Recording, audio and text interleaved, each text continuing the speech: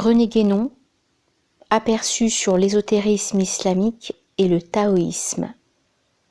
Chapitre 10. Taoïsme et confucianisme.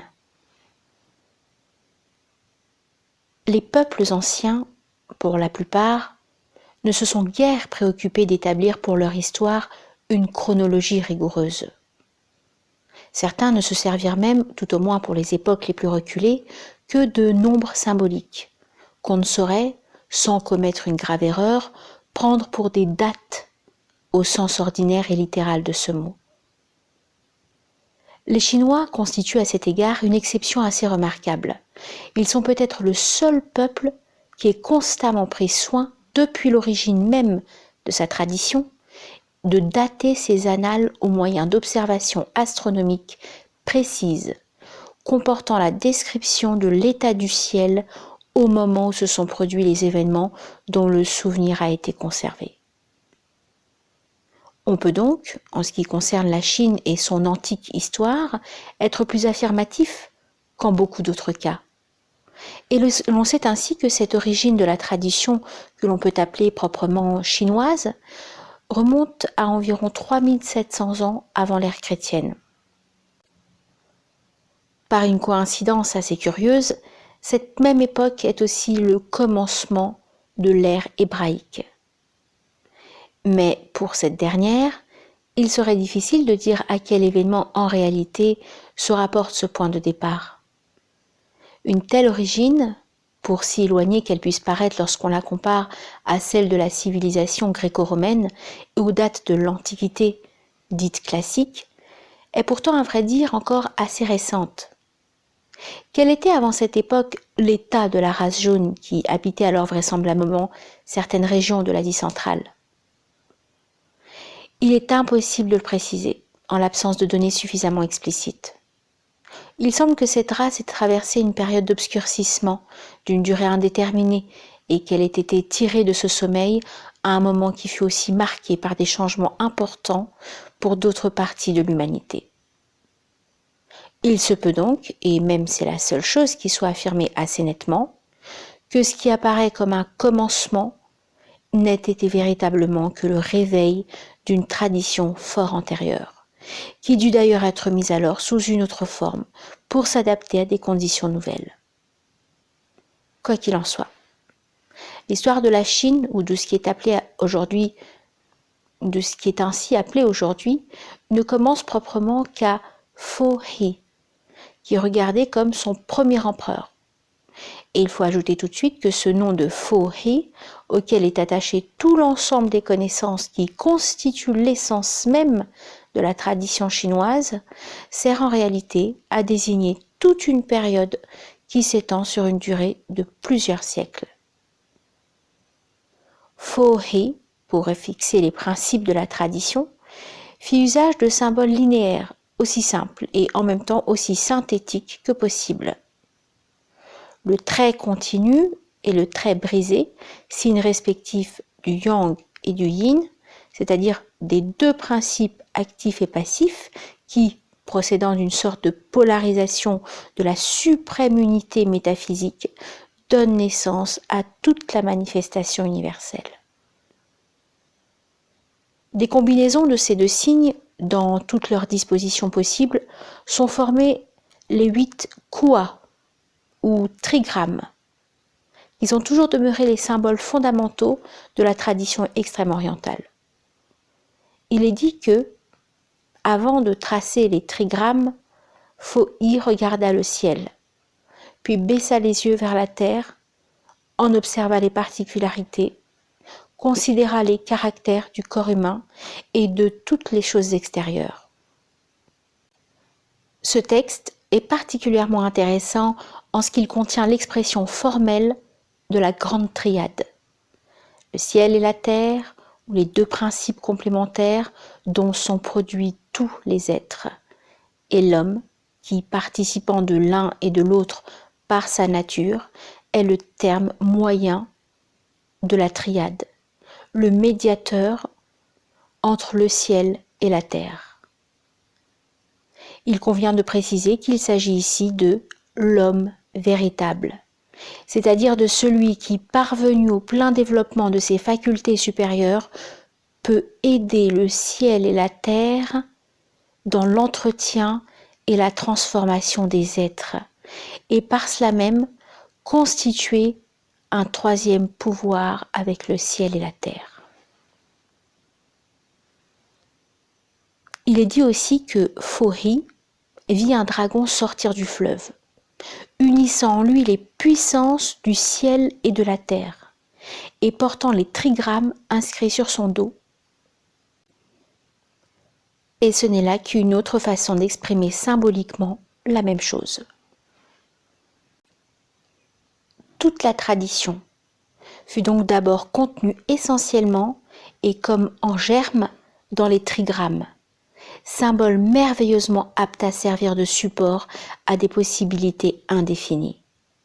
Il ne restait qu'à en tirer tous les développements nécessaires, soit dans le domaine de la pure connaissance métaphysique, soit dans celui de ses applications diverses à l'ordre cosmique et à l'ordre humain. Pour cela, Fo-Hi écrivit 3 livres, dont le dernier appelé Yi King ou Livre des mutations, est seul parvenu jusqu'à nous. Et le texte de ce livre est encore tellement synthétique qu'il peut être entendu en 2 sens multiples, d'ailleurs parfaitement concordants entre eux, selon qu'on s'en tient strictement aux principes ou qu'on veut les appliquer à tel ou tel ordre déterminé. Ainsi, outre le sens métaphysique, il y a une multitude d'applications contingentes, d'inégale importance, qui constituent autant de sciences traditionnelles. Applications logiques, mathématiques, astronomiques, physiologiques, sociales et ainsi de suite.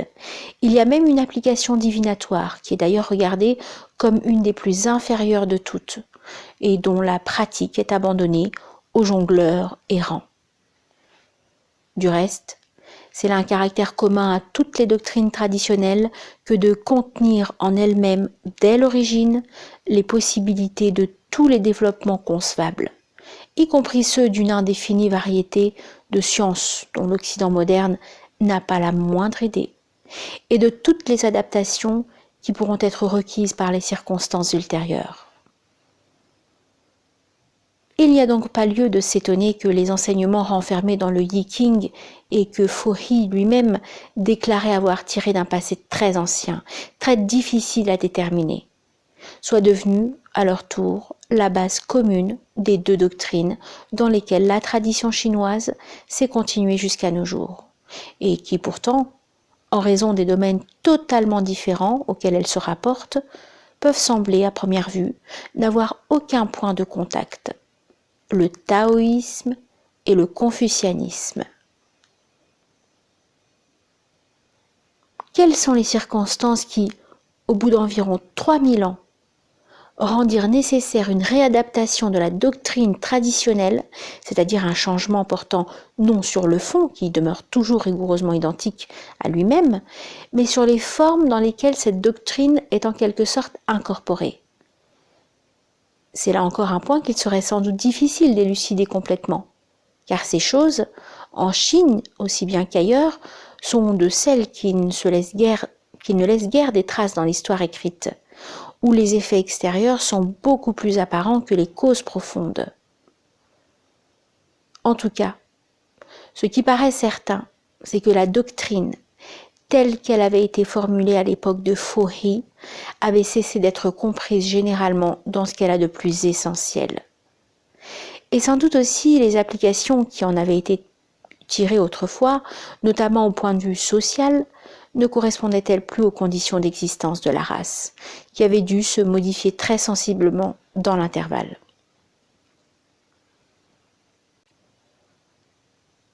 On était alors au VIe siècle avant l'ère chrétienne.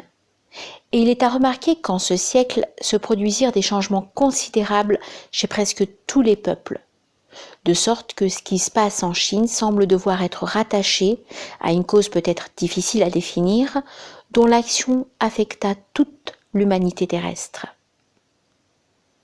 Ce qui est singulier, c'est que ce VIe siècle peut être considéré, d'une façon très générale, comme le début de la période proprement historique. Quand on veut remonter plus loin, il est impossible d'établir une chronologie même approximative, sauf dans quelques cas exceptionnels, comme l'est précisément celui de la Chine. À partir de cette époque, au contraire, les dates des événements sont partout connues avec une assez grande exactitude. Assurément, il y a là un fait qui mériterait quelques réflexions. Les changements qui eurent lieu alors présentèrent d'ailleurs des caractères différents suivant les pays. Dans l'Inde, par exemple, on vit naître le bouddhisme, c'est-à-dire une révolte contre l'esprit traditionnel, allant jusqu'à la négation de toute autorité, jusqu'à une véritable anarchie dans l'ordre intellectuel et l'ordre social. En Chine, par contre, c'est strictement dans la ligne de la tradition que se constituèrent simultanément les deux formes doctrinales nouvelles auxquelles on donne les noms de taoïsme et de confucianisme. Les fondateurs de ces deux doctrines, Lao Tzu et Kong Tzu, furent donc contemporains. Et l'histoire nous apprend qu'ils se rencontrèrent un jour. « As-tu découvert le Tao ?» demanda Lao Tzu. « Je l'ai cherché 27 ans, répondit Kong Tzu, et je ne l'ai pas trouvé. » Là-dessus, Lao Tzu se borna à donner à son interlocuteur ces quelques conseils. Le sage aime l'obscurité. Il ne se livre pas à tout venant. Il étudie les temps et les circonstances. Si le moment est propice, il parle. Sinon, il se tait. Celui qui est possesseur d'un trésor ne le montre pas à tout le monde.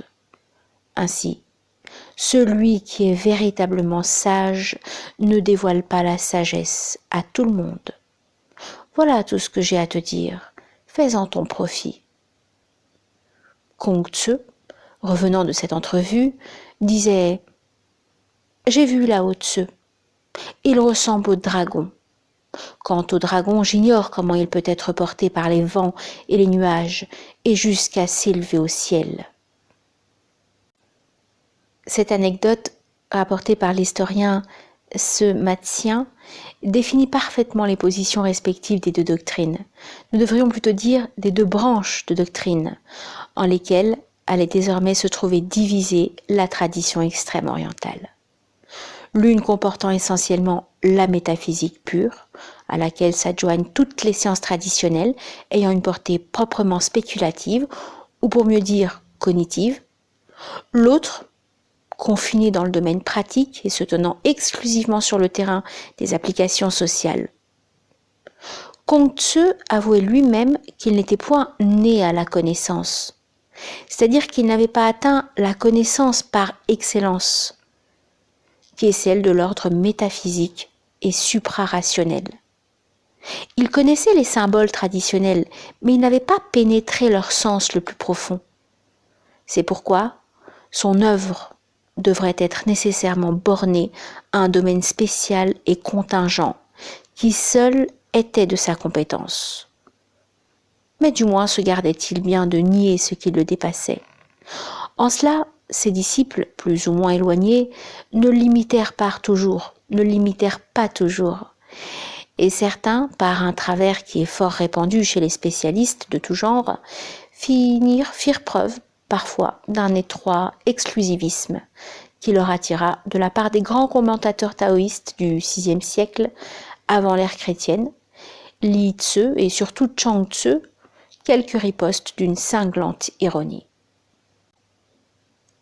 Les discussions et les querelles qui se produisirent ainsi à certaines époques ne doivent pourtant pas faire regarder le taoïsme et le confucianisme comme deux écoles rivales, ce qu'ils ne furent jamais et ce qu'ils ne peuvent pas être puisque chacun a son domaine propre et nettement distinct.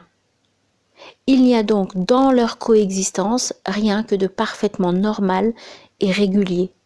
Et sur certains rapports, leur distinction correspond assez exactement à ce qu'est, dans d'autres civilisations, celle de l'autorité spirituelle et du pouvoir temporel. Nous avons déjà dit d'ailleurs que les deux doctrines ont une racine commune, qui est la tradition antérieure. Kongzi, pas plus que Lao Tzu, n'a jamais eu l'intention d'exposer des conceptions qui n'auraient été que les siennes propres et qui, par là même, ne se seraient trouvées dépourvues de toute autorité et de toute portée réelle. Je suis, disait Kongzi, un homme qui a aimé les anciens et qui a fait tous ses efforts pour acquérir leur connaissance. Et cette attitude, qui est à l'opposé de l'individualisme des Occidentaux modernes et de leur prétention à l'originalité à tout prix, est la seule qui soit compatible avec la constitution d'une civilisation traditionnelle. Le mot de réadaptation que nous employons précédemment est donc bien celui qui convient ici. Et les institutions sociales qui en résultèrent sont douées d'une remarquable stabilité, puisqu'elles ont duré depuis 25 siècles et ont survécu à toutes les périodes de troubles que la Chine a traversées jusqu'ici. Nous ne voulons pas nous étendre sur ces institutions, qui du reste sont assez connues dans deux grandes lignes. Nous rappellerons seulement que leur trait essentiel est de prendre pour base la famille, et de s'étendre de là à la race, qui est l'ensemble des familles rattachées à une même souche originelle. Un des caractères propres de la civilisation chinoise est en effet de se fonder sur l'idée de la race et de la solidarité qui unit ses membres entre eux, tandis que les autres civilisations, qui comprennent généralement des hommes appartenant à des races diverses ou mal définies, reposent sur des principes d'unité tout différents de celui-là. D'ordinaire, en Occident, quand on parle de la Chine et de ses doctrines, on pense à peu près exclusivement au confucianisme, ce qui du reste ne veut pas dire qu'on l'interprète toujours correctement. On prétend parfois en faire une sorte de positivisme oriental, alors qu'il est tout autre chose en réalité. D'abord en raison de son caractère traditionnel, et aussi parce qu'il est, comme nous l'avons dit, une application de principes supérieurs, tandis que le positivisme implique, au contraire, la négation de tels principes. Quant au taoïsme, il est généralement passé sous silence, et beaucoup paraissent ignorer qu'à son existence, ou tout au moins croire qu'il a disparu depuis longtemps, et qu'il ne présente plus qu'un intérêt simplement historique ou archéologique. Nous verrons par la suite les raisons de cette méprise. Lao Tzu n'écrivit qu'un seul traité, d'ailleurs extrêmement concis, le Tao Te Ching, ou le livre de la voie et de la rectitude. Tous les autres textes taoïstes sont, ou des commentaires de ce livre fondamental, ou des rédactions plus ou moins tardives de certains enseignements complémentaires qui, tout d'abord, avaient été purement oraux. Le Tao, qu'on traduit littéralement par voie, et qui a donné son nom à la doctrine elle-même, est le principe suprême, envisagé au point de vue strictement métaphysique. Il est à la fois l'origine et la fin de tous les êtres, ainsi que l'indique très clairement le caractère idéographique qu'il représente. Le te, que nous préférons rendre par rectitude plutôt que par vertu, comme on le fait quelquefois. Et cela afin de ne pas paraître lui donner une acception morale qui n'est aucunement dans l'esprit du taoïsme. Le te, disons-nous, est ce qu'on pourrait appeler une spécification du Tao par rapport à un être déterminé, tel que l'être humain par exemple. C'est la direction que cet être doit suivre pour que son existence dans l'état où il se trouve présentement soit selon la voie ou, en d'autres termes, en conformité avec le principe.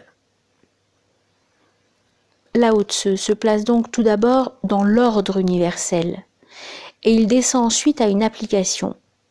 Mais cette application, bien que visant proprement le cas de l'homme, n'est nullement faite à un point de vue social ou moral.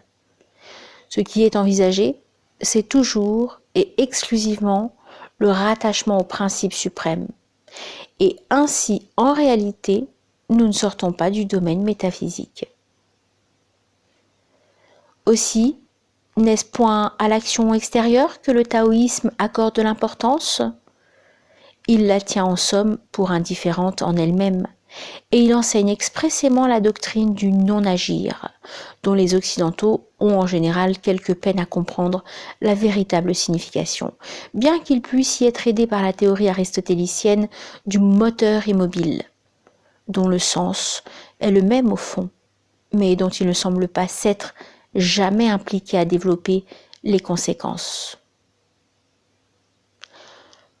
Le non-agir n'est point l'inertie, il est au contraire la plénitude de l'activité. Mais c'est une activité transcendante et tout intérieure, non manifestée, en union avec le principe, donc au-delà de toutes les distinctions et de toutes les apparences que le vulgaire prend à tort pour la réalité même, alors qu'elles n'en sont qu'un reflet plus ou moins lointain. Il est d'ailleurs à remarquer que le confucianisme lui-même, dont le point de vue est cependant celui de l'action, n'en parle pas moins de l'invariable milieu, c'est-à-dire de l'état d'équilibre parfait, soustrait aux incessantes vicissitudes du monde extérieur. Mais pour lui, ce ne peut être là que l'expression d'un idéal purement théorique. Il ne peut saisir au plus dans son domaine contingent qu'une simple image du véritable non-agir. Tandis que pour le taoïsme, il est question de toute autre chose, d'une réalisation pleinement effective de cet état transcendant. Placé au centre de la roue cosmique, le sage parfait la meut invisiblement, par sa seule présence, sans participer à son mouvement et sans avoir à se préoccuper d'exercer une action quelconque. Son détachement absolu le rend maître de toute chose, parce qu'il ne peut plus être affecté par rien. Il a atteint l'impassibilité parfaite, la vie et la mort lui étant également indifférentes. L'effondrement de l'univers ne lui causerait aucune émotion. À force de scruter, il est arrivé à la vérité immuable, la connaissance du principe universel unique. Il laisse évoluer les êtres selon leur destinée et se tient, lui, au centre immobile de toutes les destinées. Le signe extérieur de cet état intérieur, c'est l'imperturbabilité. Non pas celle du brave qui fonce seul pour l'amour de la gloire sur une armée rangée en bataille, mais celle de l'esprit, qui, supérieur au ciel, à la terre, à tous les êtres, habite dans un corps auquel il ne tient pas, ne fait aucun cas des images que ses sens lui fournissent, connaît tout par connaissance globale dans son unité immobile. Cet esprit-là, absolument indépendant, est maître des hommes. S'il lui plaisait de les convoquer en masse, au jour fixé, tous accourraient, mais il ne veut pas se faire servir. Si un vrai sage avait dû bien malgré lui se charger du soin de l'Empire, se tenant dans le non-agir, il emploierait les loisirs de sa non-intervention à donner libre cours à ses propensions naturelles. L'Empire se trouverait bien d'avoir été remis aux mains de cet homme. Sans mettre en jeu ses organes, sans user de ses sens corporels, assez immobile, il verrait tout ce de son œil transcendant. Absorbé dans la contemplation, il ébranlerait tout comme fait le tonnerre. Le ciel physique s'adapterait docilement au mouvement de son esprit. Tous les êtres suivraient l'impulsion de sa non-intervention, comme la poussière suit le vent. Pourquoi cet homme s'appliquerait-il à manipuler l'Empire, alors que le laisser-aller suffit ?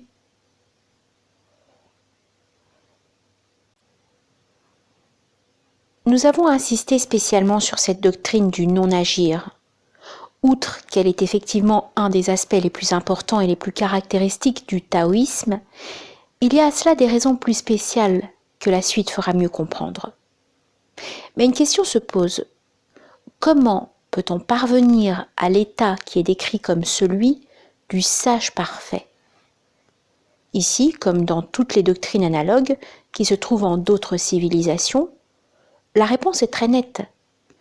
On y parvient exclusivement par la connaissance. Mais cette connaissance, celle-là même que Kongtse avouait n'avoir point obtenue, est d'un tout autre ordre que la connaissance ordinaire ou profane. Elle n'a aucun rapport avec le savoir extérieur des lettrés, ni à plus forte raison avec la science telle que la comprennent les modernes occidentaux. Il ne s'agit pas là d'une incompatibilité, encore que la science ordinaire, par les bornes qu'elle pose et par les habitudes mentales qu'elle fait prendre, puisse être souvent un obstacle à l'acquisition de la véritable connaissance. Mais quiconque possède celle-ci doit forcément tenir pour négligeables les spéculations relatives et contingentes, où se complaisent la plupart des hommes. Les analyses de recherche de détails dans lesquelles ils s'embarrassent et les multiples divergences d'opinion qui en sont l'inévitable conséquence. Les philosophes se perdent dans leurs spéculations, les sophistes dans leurs distinctions, les chercheurs dans leurs investigations. Tous ces hommes sont captifs dans les limites de l'espace, aveuglés par les êtres particuliers. Le sage, au contraire, a dépassé toutes les distinctions inhérentes au point de vue extérieur. Au point central où il se tient, toute opposition a disparu et s'est résolue dans un parfait équilibre. Dans l'état primordial, ces compositions n'existaient pas. Toutes sont dérivées de la diversification des êtres et de leur contact causé par la giration universelle. Elles cesseraient si la diversité et le mouvement cessaient. Elles cessent d'emblée d'affecter l'être qui a réduit son moi distinct et son mouvement particulier à presque rien. Cet être n'entre plus en conflit avec aucun être parce qu'il est établi dans l'infini, effacé dans l'indéfini. Il est parvenu et se tient au point de départ des transformations, point neutre où il n'y a pas de conflit. Par concentration de sa nature, par alimentation de son esprit vital, par rassemblement de toutes ses puissances, il s'est uni au principe de toutes les genèses. Sa nature étant entière, son esprit vital étant intact, aucun être ne saurait l'entamer. C'est pour cela, et non par une sorte de scepticisme qu'exclut évidemment le degré de connaissance où il est parvenu, que le sage se tient entièrement en dehors de toutes les discussions qui agitent le commun des hommes. Pour lui, en effet, toutes les opinions contraires sont pareillement sans valeur, parce que du fait même de leur opposition, elles sont toutes également relatives. Son point de vue à lui, c'est un point d'où ceci et cela, oui et non, paraissent encore non distingués. Ce point est le pivot de la norme. C'est le centre immobile d'une circonférence, sur le contour de laquelle roulent toutes les contingences, les distinctions et les individualités. D'où l'on ne voit qu'un infini qui n'est ni ceci, ni cela, ni oui, ni non. Tout voir dans l'unité primordiale non encore différenciée, ou d'une distance telle que tout se fond en un, voilà la vraie intelligence. Ne nous occupons pas de distinguer, mais voyons tout dans l'unité de la norme. Ne discutons pas pour l'emporter, mais employons avec autrui le procédé de l'éleveur de singes. Cet homme dit au singe qu'il élevait « Je vous donnerai 3 tarots le matin et 4 le soir. Les singes furent tous mécontents. Alors, dit-il, je vous donnerai 4 tarots le matin et 3 le soir. Et les singes furent tous contents. Avec l'avantage de les avoir contentés, cet homme ne leur donna en définitive par jour que les 7 tarots qu'il leur avait primitivement destinés. Ainsi fait le sage. Il dit oui ou non pour le bien de la paix et reste tranquille au centre de la roue universelle, indifférent au sens dans lequel elle tourne.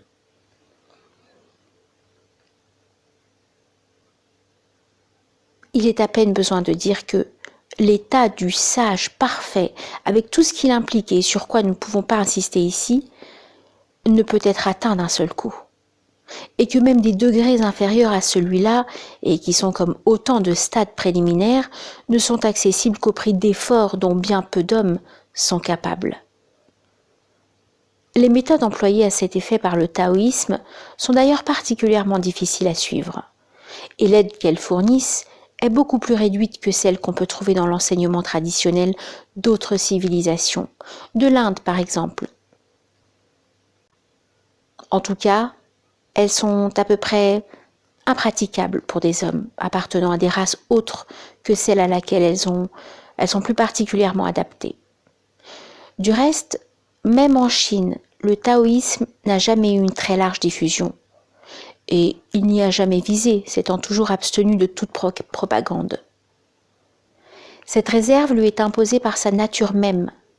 C'est une doctrine très fermée et essentiellement initiatique, qui, comme elle n'est destinée qu'à une élite, et qui ne saurait être proposée à tous indistinctement, car tous ne sont pas aptes à la comprendre, ni surtout à la réaliser. On dit que Lao Tzu ne confia son enseignement qu'à 2 disciples, qui eux-mêmes en formèrent 10 autres. Après avoir écrit le Tao Te Ching, il disparut vers l'ouest. Sans doute se réfugia-t-il dans quelque retraite presque inaccessible du Tibet ou de l'Himalaya. Et, dit l'historien Seumatzien, on ne sait ni où ni comment il finit ses jours. La doctrine qui est commune à tous, celle que tous, dans la mesure de leurs moyens, doivent étudier et mettre en pratique, c'est le confucianisme, qui, embrassant tout ce qui concerne les relations sociales, est pleinement suffisant pour les besoins de la vie ordinaire. Pourtant, puisque le taoïsme représente la connaissance principielle dont dérive tout le reste, le confucianisme en réalité n'en est en quelque sorte qu'une application dans un ordre contingent et lui est subordonné en droit par sa nature même. Mais c'est là une chose dont la masse n'a pas à se préoccuper, qu'elle peut même ne pas soupçonner puisque seule l'application pratique rentre dans son horizon intellectuel.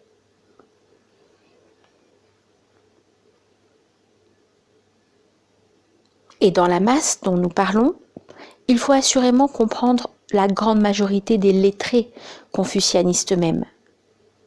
Cette séparation de fait entre le taoïsme et le confucianisme, entre la doctrine intérieure et la doctrine extérieure, constitue toute question de forme étant mise à part. Une des plus notables différences qui existent entre la civilisation de la Chine et l'Inde. Dans cette dernière, il n'y a qu'un corps de doctrine unique, le brahmanisme, comportant à la fois le principe et toutes ses applications, et des degrés les plus inférieurs aux plus élevés. Il n'y a pour ainsi dire aucune solution de continuité.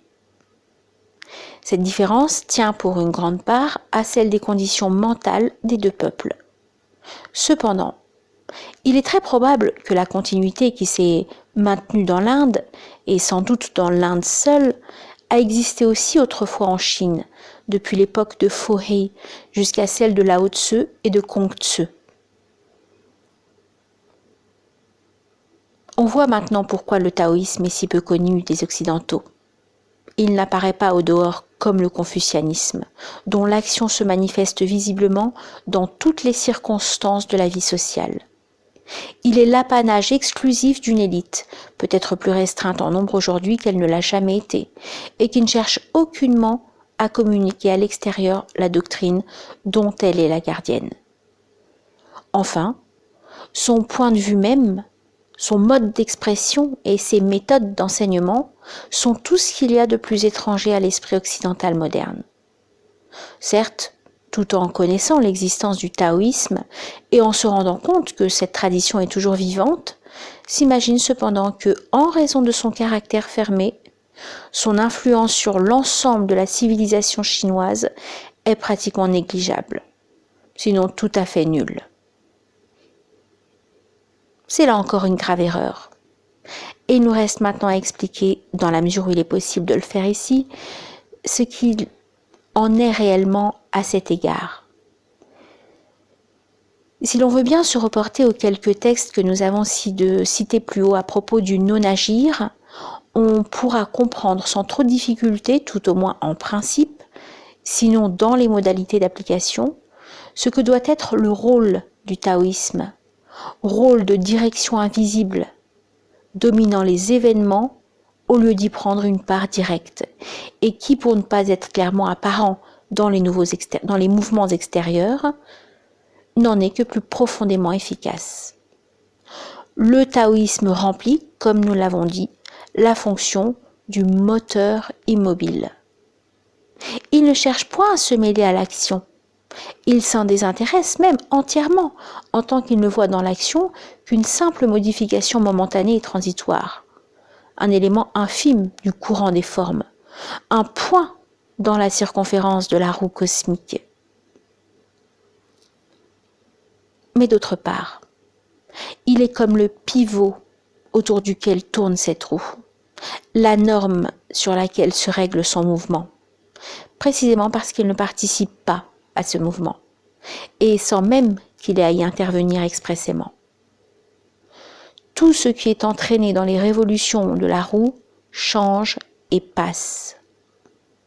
Seul demeure ce qui, étant uni au principe, se tient invariablement au centre, immuable comme le principe même. Et le cœur, que rien ne peut affecter dans son unité indifférenciée, est le point de départ de la multitude infinie des modifications qui constituent la manifestation universelle.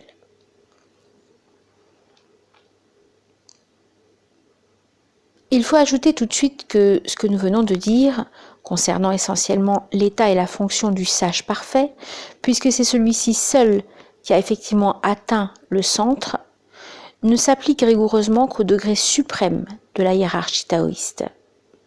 Les autres degrés sont comme des intermédiaires entre le centre et le monde extérieur.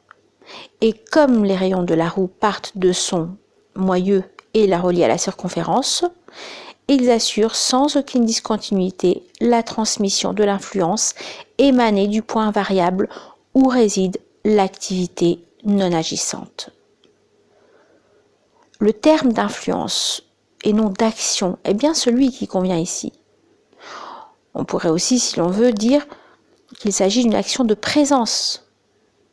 Et même les degrés inférieurs, bien qu'étant fort éloignés de la plénitude du non-agir, en participent cependant encore d'une certaine manière. D'ailleurs, les modes de communication de cette influence échappent nécessairement à ceux qui ne voient que le dehors des choses. Ils seraient tout aussi peu intelligibles à l'esprit occidental, et pour les mêmes raisons que les méthodes qui permettent l'accession aux divers degrés de la hiérarchie. Aussi, serait-il parfaitement inutile d'insister sur ce qu'on appelle les temples sans porte, les collègues où l'on n'enseigne pas, les collèges où l'on n'enseigne pas, ou sur ce que peut être la constitution d'organisations qui n'ont aucun des caractères d'une société au sens européen de ce mot, qui n'ont pas de forme extérieure définie, qui parfois n'ont pas même de nom, et qui cependant créent entre leurs membres le lien le plus effectif et le plus indissoluble qui puisse exister. Tout cela ne saurait rien représenter à l'imagination occidentale. ce qui lui est familier, ne fournissant ici aucun terme valable de comparaison. Au niveau le plus extérieur, il existe sans doute des organisations qui, étant engagées dans le domaine de l'action, semblent plus facilement saisissables, quoiqu'elles soient encore bien autrement secrètes que toutes les associations occidentales qui ont quelques prétentions plus ou moins justifiées à posséder ce caractère. Ces organisations n'ont en général qu'une existence temporaire. Constituées en vue d'un but spécial, elles disparaissent sans laisser de traces dès lors que leur mission est accomplie. Ce ne sont que de simples émanations d'autres organisations plus profondes et plus permanentes, dont elles reçoivent leur direction réelle, alors même que leurs chefs apparents sont entièrement étrangers à la hiérarchie taoïste. Certaines d'entre elles, qui ont joué un rôle considérable dans un passé plus ou moins éloigné, ont laissé dans l'esprit du peuple des souvenirs qui s'expriment sous une forme légendaire. Ainsi, nous avons entendu raconter qu'autrefois, les maîtres de telle association secrète prenaient une poignée d'épingles et les jetaient à terre, et que de ces épingles naissaient autant de soldats, tous armés. C'est exactement l'histoire de Kadmu semant les dents du dragon. Et ces légendes, que le vulgaire a seulement le tort de prendre à la lettre, ont, sous leur apparence naïve, une très réelle valeur symbolique. Il peut d'ailleurs arriver, dans bien des cas, que les associations dont il s'agit, ou tout au moins les plus extérieures, soient en opposition et même en lutte les unes contre les autres. Des observateurs superficiels ne manqueraient pas de tirer de ce fait une objection contre ce que nous venons de dire, et d'en conclure que, dans de telles conditions, l'unité de direction ne peut pas exister. Cela n'oublierait qu'une chose, c'est que la direction en question est au-delà de l'opposition qu'ils constatent, et non point dans le domaine où s'affirme cette opposition et pour lequel seule elle est valable. Si nous avions à répondre à de tels contradicteurs, nous nous bornerions à leur rappeler l'enseignement taoïste sur l'équivalence du oui et du non dans l'indistinction primordiale, et quant à la mise en pratique de cet enseignement, nous les renverrions tout simplement à l'apologue de l'éleveur des singes. Nous pensons en avoir dit assez pour faire concevoir que l'influence réelle du taoïsme puisse être extrêmement importante tout en demeurant toujours invisible et cachée. Ce n'est pas seulement en Chine qu'il existe des choses de ce genre, mais elles semblent y être d'une application plus constante que partout ailleurs. On comprendra aussi que ceux qui ont quelques connaissances du rôle de cette organisation traditionnelle doivent se défier des apparences et se montrer fort réservés dans l'appréciation d'événements tels que ceux qui se déroulent en Extrême-Orient, et qu'on juge trop souvent par assimilation avec ce qui se passe dans le monde occidental, ce qui les fait apparaître sous un jour complètement faux. La civilisation chinoise a traversé bien d'autres crises dans le passé et elle a toujours retrouvé finalement son équilibre. En somme, rien n'indique jusqu'ici que la crise actuelle soit beaucoup plus grave que les précédentes, et même en admettant qu'elle le soit. Ce ne serait pas encore une raison pour supposer qu'elle doit forcément atteindre ce qu'il y a de plus profond et de plus essentiel dans la tradition de la race, et qu'un tout petit nombre d'hommes peut d'ailleurs suffire à conserver intact dans les périodes de trouble, car les choses de cet ordre ne s'appuient point sur la force brutale de la multitude.